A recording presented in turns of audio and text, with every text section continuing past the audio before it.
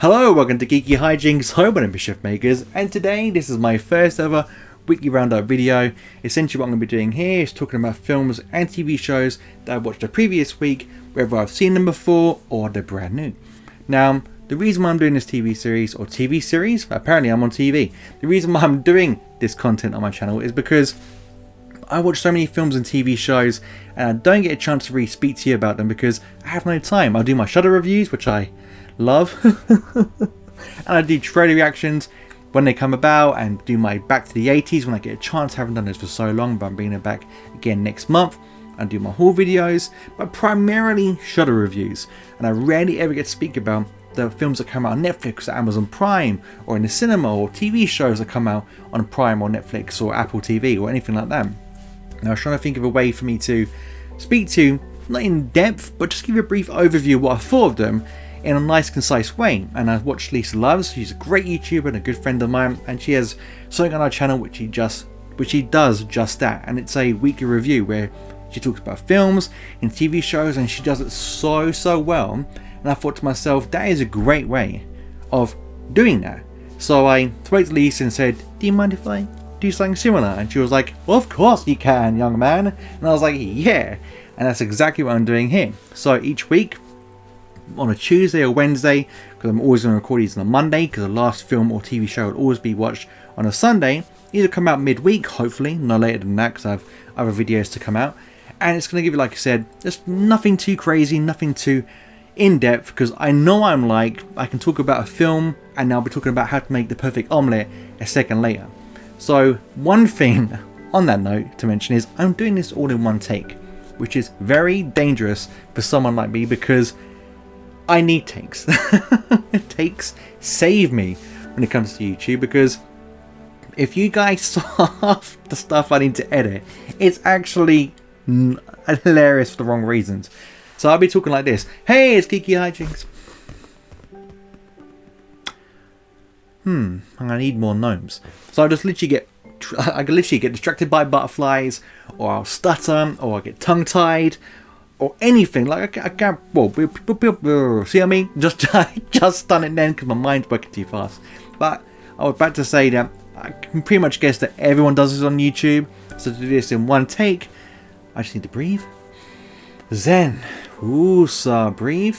Just pretend we're in the pub talking about films we just watched that previous week, and with a nice glass of almond milk. The secret to success for every YouTuber. See what I mean? I should just drank this. I'm talking about milk now. See what I mean? Jurassic Park omelette, and I'm talking about milk. So before I get things started, it's 3 minutes. I've just done nothing. So before I get started, I just want to mention, if you don't follow me on Instagram, if you don't follow me in Letterboxd, make sure you do, because the way this works is in a kind of convenient way that happened by accident. So what I do if I'm watching a film or TV show at home, I'll be speaking about it on Instagram, on Insta stories. So if I'm having a bad time, you'll know. If I'm having a good time, you'll know. And then I'll go straight to Letterboxd the moment that film finishes. I'll give my review, nothing too in depth, just speaking about it briefly, what I liked, what I didn't like, and then when it comes to this video, I go through those bullet points, run through them, and just bring them up again, maybe just add on a little bit more, because I'm terrible at writing on Letterboxd. It's like literally like a crossword sometimes. So if you don't follow me on Insta and Letterboxd, make sure you do. Links in the description below. So let's get this party started. So the first thing I watched, well, yeah, in the beginning of the week, I'm getting used to this, and that's one thing to mention. If I'm a bit rusty and I'm a bit rough around the edges, not like too concise or too put together, like this is my first video, and as the weeks go on, like my first ever video on YouTube, it start off in a certain way and I'll sort of get better as I go along. So hope you enjoy this, because it's my first ever one, and if you do enjoy it, make sure to comment below, let me know what you thought, because it's all feedback is always good. So the first thing I watched in the beginning of the week was The Witcher Part 2, Witcher Season 2 with Henry Cavill, which is on Netflix at the moment. Now, The Witcher, I love The Witcher, I love the games, and I haven't read the book, but the games in themselves are amazing. So in-depth, so full of lore. They're like better than most films, if I'm honest with you. So to find out a TV show was going to be made was great. Henry Cavill, I really liked.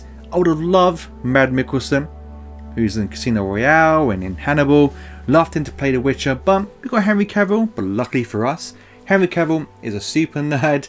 He's just like us. He might look like Superman. He's built like a brick house, but he's a massive geek, which is always good times. And he's played the games. He's read the books. He knows the law. He knows it inside and out. So to have someone like him, to have someone like him on like a show like that is good, because he can bring things to it that the showrunners, and most showrunners for most TV shows, don't know what they're talking about. Like Game of Thrones, you saw how that ended, and the Witcher series kind of going the same way. So thank God for Henry Cavill, because I've read some interviews and read bits about the show after, and he added a lot of the dialogue that came from the books. So if you've seen season 2, there's a scene with the horse, which if you've seen, you understand what I'm talking about. That was all Henry Cavill. And most of the dialogue that he says is from him, because he just takes it from the book and tweaks it for TV. But The Witcher 2 was a good second series to the first. I enjoyed the first, loved the whole back and forth element, which I know confused a lot of people. It did me the first time, but on subsequent watches, it was good. Well, I enjoyed it. Season 2 was good. More put together, like a bit more well-rounded than the first series. It made a lot more sense, but at the same time, they do take some liberties with some of the characters and some of the storylines. Having played the games like twice over, I'm familiar with a lot of the characters, and a lot of the characters are kind of butchered in a way on the TV show. Like Triss, for example, is nothing like she is in the books or in the games. Maybe that's a good thing, I don't know, but you would never recognize her. Like the fact that she had to announce herself regardless of casting choices, like that says a lot. It's like, who is this guy? Triss? Yeah, nothing like Triss. It's like Deadpool, for example, Wolverine Origins, when he couldn't speak. Unless he said his name was Wade Wilson, I'm Deadpool, you'd be like, that's Deadpool. Kind of like what Triss is. And same with other characters. Like some characters that are great in the games are kind of like just pushed aside. But Henry Cavill is great in this show. If you love your fantasy adventures, bit of Game of Thrones, bit of like a good little storyline. If you like things like Warcraft and things like that, you'll enjoy this. If you don't, it might not be a cup of tea, but I enjoyed it for what it was. I'm looking forward to season 3. Hopefully Henry Cavill stays on board, because I know that like I said, there's a lot of decisions being made that he doesn't agree with, because he knows the law pretty much better than most people. So hopefully he stays on board and they don't recast him, because that would suck. Now, that was the only TV show I watched this week. Actually, that's a lie. I watched Hannibal, all 3 series. Could talk about it, but it's going to be up this week as a hidden gem video, my first hidden gem video. I love Hannibal. It's a fantastic TV show, one of my favourite TV shows of all time. It's a clear 5 out of 5 geeky coins. I literally recommend it to everyone. Why would be in the video coming up this week, so keep an eye out for that. So I'm going to breeze past that one and go straight to the films I watched. And I only watched 3 films this week. Technically 5. I'll explain why I don't bring those up. But the first film I watched in the beginning of the week was Spiral from the Book of Saw. Now, Saw movies are my guilty pleasure. The first 3 are a great little trilogy. You know, they round up really nicely. And I've always thought the Saw films are like divided by 3. So film 1 to 3 is the trilogy 1. Film 4 to 6 is trilogy 2. Film 7 to 9 is trilogy 3. Then you got Jigsaw, which is like whatever. And you got Book of Saw. Now Book of Saw, Spiral Book of Saw, sorry. So I got confused then. I was looking forward to. I watched the trailer and I thought to myself, okay, I want a bit more of a gritty tone to it, kind of like the first Saw film. Maybe they bring it back. Maybe go like down the roots of 7 with Brad Pitt and Morgan Freeman. Just do something different with it. Learn from the mistakes of the latter films, and bring new fans in, but in the same universe as the Saw films. And this film didn't do it. I didn't watch one review from anyone, because I tend to stay away from reviews from films I haven't seen, unless I'm more curious. But this was a film I didn't want spoiled for me, so I didn't watch any reviews for it. Except I saw a few comments on Instagram stories from certain people, but they didn't like it, and that worried me a little bit. But generally, Spiral is set in the same universe as Saw, except how many years later since Saw 3D. And it stars Chris Rock and Samuel Jackson. Chris Rock essentially is this character called Zeke. He's a policeman that's a cop that's not liked in his own police force because he ratted on. He didn't rat.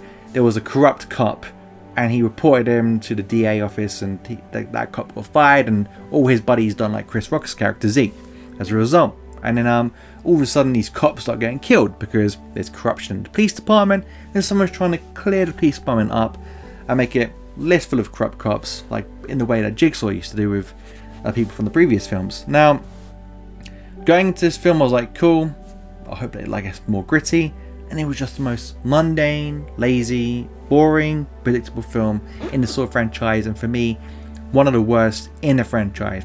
I know Saw 3D is stupid, Jigsaw is not great, but at least they had dumb moments that you can enjoy because they're dumb. This film took those dumb moments out and replaced them with nothing but mundane stupidity. The acting is not great.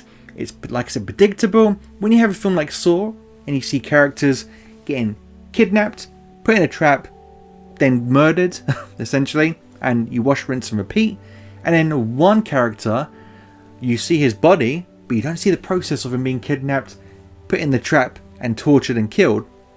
That character is the bad guy. So predictable, I guess, like in 5 to 10 minutes, and the character kept on saying random things, which you think, if you've seen enough Saw films, oh, okay, cool, they're going to use that in the flashback sequence later on, and they do. Like I mentioned, the acting's terrible, but it's funny at times because there's a scene with Chris Rock where he screams in his car. But yeah, no suspension, dumb decisions, really bad police, like worst policemen in history. Like there's bits where they could survive, they can kill the murderer of the whole film, but they don't. They run to the door like they're like a final girl in a horror film. It's really not good. I give it, on Letterboxd, I give it 2.5, 2 out of 5 geeky coins, but I'm tempted to almost change it to 1.5 because it's not a good film. But if you've seen it, what did you think of it? Let me know in the comments, because maybe I'm being a bit too harsh, but for a film like Spiral, who had like 11 films prior to learn, was it 11 films? 10 films, sorry, to look at and learn from, and go to Rotten Tomatoes and look at the reviews and learn what would make a better Saw film in the Saw universe. They came out with this. It was awful. Next film was Don't Look Up, a film that I kept my eye on because of the cast. Great cast. Meryl Streep, Leonardo DiCaprio, Jennifer Lawrence, you've got Ariana Grande in there, you've got Jonah Hill, you've got Cate Blanchett, you've got so many other characters, so many other actors in that film. Great cast. And obviously I watched Sean from Lost in the Reels channel, review, sorry. It's getting late, I need more milk. Revitalized! So, Sean reviewed this. He said a few things that intrigued me, including a mid-credit scene, which I really enjoyed. It's so dumb. But Don't Look Up essentially is about two scientists who discover a asteroid that's heading towards Earth and will destroy it in 6 months. It's game over, you're done, everyone is dead. And they're trying to go to the press, they're trying to talk to people through social media, they're trying to go to the president, they're trying to speak to anyone that will listen, and no one's listening. And it's a kind of take on our current life. It's a heightened reality. It's like Armageddon meets the film Idiocracy. Essentially, it's how would people... I'm trying to check if I've got like the milk moustache. Got milk. It's essentially like a heightened reality of how people would act if this was happening. So if you had an asteroid coming towards Earth, scientists had proven it. There'd be people that'd be like, no, it's fake news. And it's like, what? But scientists... And then the politicians are trying to find a way to use it to gain more votes so they could stay in the White House the following term. Or people on like Instagram or like TikTok or YouTube are using it for likes. And you can see it happening if you're honest. But yeah, other than that, love the cast. Like Leonardo DiCaprio, Jennifer Lawrence are great in this. Love Meryl Streep, like seeing her do something like this. Never seen her in a role like this before. Cate Blanchett pretty much steals the show, because at first I was like, I know she's in this. And then you see her and you're like, wow, I didn't recognize you. The only character that kind of stands out a little bit is Jonah Hill. He kind of seems like he's from a different film. Ironically, he reminded me of his character a little bit from This Is the End, another world-ending film. And yeah, like his character was funny, but he was a bit too over the top. And all the characters in this film are over the top, but this was a little bit too over the top. Things I really liked over the humour. I laughed a lot in this film. There was a running joke about a 3-star general and snacks, which cracked me up every time. I liked the ending, that mid-credit scene Siobhan spoke about, really made me laugh a lot. I saw it coming because they mentioned something early on about a certain character's demise, and I was like, okay, cool, I know what's gonna happen, because I clocked it. I'm smart like that. But the only thing, like only issues I have, really, rewatchability. Not so much. Once you see someone who's once watched movies, like you watch it once and you're fine. If you took the whole cast out, replaced them with maybe more unknown actors, would it have the same appeal? I don't think it would. The runtime is okay, but there's so many scenes with characters they introduce where you're just like, oh, like Timothée Chalamet's character. Did he really need to be in it? I like the actor, I think he's great, but did he need to be in it? We could have taken him out of the film and his scenes, and it really wouldn't have affected the film apart from how long the film lasted. But overall, I had a good time with it, and I gave it 3.5 out of 5 GeekyHiJynx. Now, the film I saw in the cinema this weekend was The Kingsman, which is the latest in the Kingsman film series, starring Ralph Fiennes or Fiennes? Ralph Fiennes. Great actor. I had a good time with this one at the cinema. Bit stressful at the start though, because I missed the first 5 minutes of the film. It's very jarring. You know, you walk in and I haven't been late in the film in ages. It was kind of a combination of my fault and my girlfriend's fault, and despite what she says, you didn't have to put your makeup on, did you? We could have just gone. But then I did speak to her for ages, and we lost track of time. So yeah. Anyway, we got in the cinema trying to work out what the hell was going on, and it was like 10, 17 years later, and you're like, what have I missed? But overall, Ralph Fiennes' character is fun. He kind of reminds me of Colin Firth a little bit. Like, he's a great actor. He just oozes charisma. The other characters, though, a bit throwaway. There was no depth for him. Very one-dimensional. Like, if any of them got killed, not saying that they do or not, because this is like non-spoilers, but would you care? Not really. Like, you did want them to get hurt, but you're not really invested in their characters because they're not on screen enough for you to really care about them. And this is especially with the son, Ralph Fiennes' son in this film. Bit annoying, and he got cool for me during the trench part of the film, because the cool thing about this film is it's an origin to all the Kingsman films that have come before it, and it's set like before World War One, and it sort of intersplices history, which is really cool. So it has like real life people from history, like King George, Lord Kitchener, and other historical figures, and it intersplices that with the Kingsman characters. Now, for me, standout character in this is Rasputin. Love his character. He's not on screen enough, which is gutting. Loved his fight scene. It's the best fight scene in the film. Love more of him. Like, you see a lot of him in the trailer, and you'd think he'd be a big presence, but he's not really. He is a big presence, but he's not a main presence throughout, which is disappointing. Fight scenes are cool. Some of them are choreographed in a weird way. There's one scene where like they're having a sword fight. It's kind of like that. And for me, it's like a bit too smart for its own good. Kind of look a bit cheap, like a video game almost. Maybe that's what they're going for, but it didn't suit. The fact that Matthew Vaughn made this though is really, really good. Because I love Matthew Vaughn. He was robbed of the X-Men series. Loved what he'd done with First Class. So yeah, but I'm happy that he done all three. I didn't know he made all the Kingsmans. I thought he'd just done this one and the first one. But it was good to see he done the whole trilogy. And I'm making one more thing, Kingsman 3, which is set in more modern times. But this was good. I'd give it 3 out of 5 GeekyHiJynx. Would I rush to the cinema to see it again? No. Would I buy it on Blu-ray or 4K? Yeah, because it is a decent film. A little bit silly though, because you have some very cool action set pieces and tense moments. Then you have a silly moment involving a mountain and jumping on goats. And if you've seen the film, you know what I'm talking about.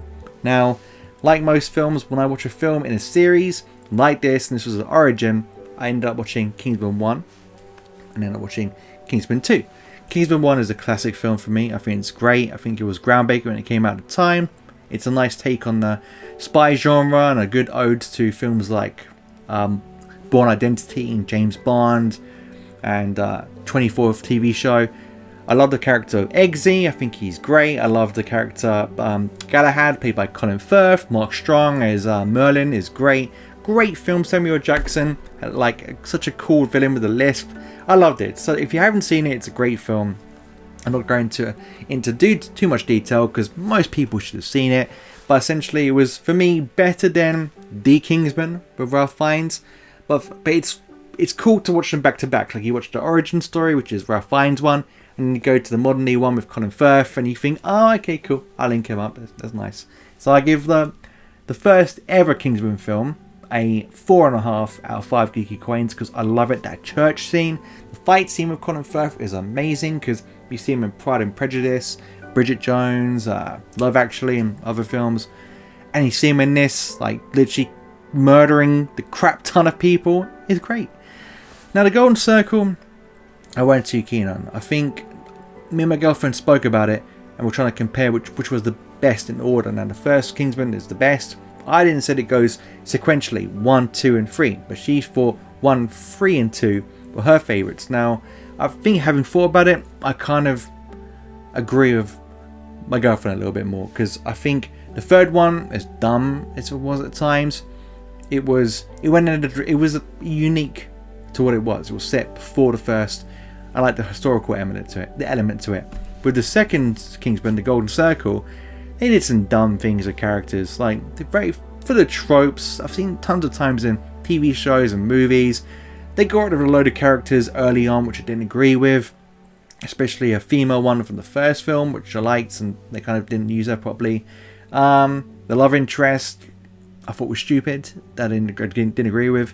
I like the villain. Julianne Moore was great in it. I didn't think it was better than the first one. And they done some stupid things with some really good characters. Like, again, trying to be non-spoiler as I can. But what they done with Merlin, Mark Strong's character, was dumb. And it didn't have that many iconic moments for me as the first one did. So for me, Kingsman, 4.5. The Kingsman, 3. I forgot what I said now. I'll say 3.5, and then the Golden Circle, 3. And essentially, that's all the movies I watched this week. I will be watching a lot more movies, a lot more TV shows. I'm going to try and be a bit more concise because I know this has gone on for quite a bit compared for the amount of films I've actually watched. But like I said, the beginning bit was just a little intro, so that won't be there anymore. It'll just be, hey everyone, GeekyHiJynx. Here's a donkey, a very small one. And I'll be talking about the films and TV shows a little bit more concise. Like I said, this is my first time doing anything like this, so I'm just going to get a bit of the rhythm, bit of the groove, work out what I need to talk about, what I don't need to talk about, and go from there. So I hope you all enjoyed it. Let me know in the comments what you thought of the films I watched. Have you seen them? What did you think? Did you agree with some of my thoughts?